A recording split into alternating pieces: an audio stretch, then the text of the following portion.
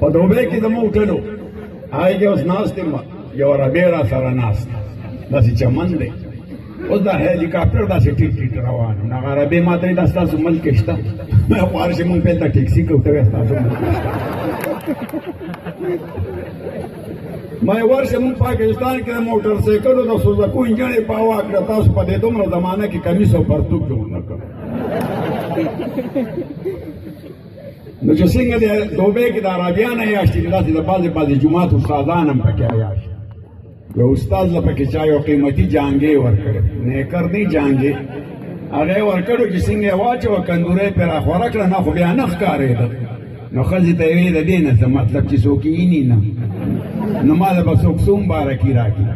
هغې ورته یې خواره خو چې څنګه ټیټې کې دا کندوره داسې راوچته کړه که نه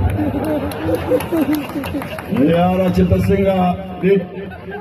په جمع کې څنګه چې چې او کندوره یې راوچته کړی چې خلکو کتلي چې بس خلکو سلام ګرځولی دی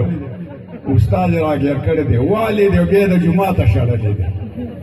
چې کور ته لاړ نو ښځې ته یې ګوره وایي په خلکو دې ووالم او د جومات یې م راوشړلم او دغه جانګي مبارکي چا را نه کړه ما ښځې ورته جانګې خو تا کور پرېښی و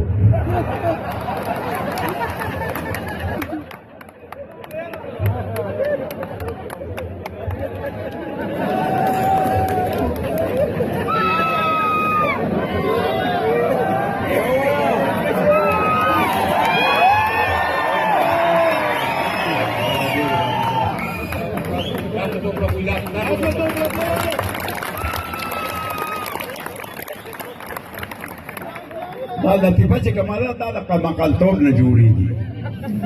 15 کاله زما په دې فیلډ کې تېر شو او ستاسو د دې شاعرانو ادیبانو چې کوم ښه شي جوړ کړي او خلک یې خوښ کړي نه زما هم خوښي نو زه ورپسې بیا شاته لګیا شم لکه عابد صاحب یو بدل یا نظم دی هغه ویلی دی دا پېښور خو پېښور دی که نه اسایل صاحب هم ورسره راغلی وي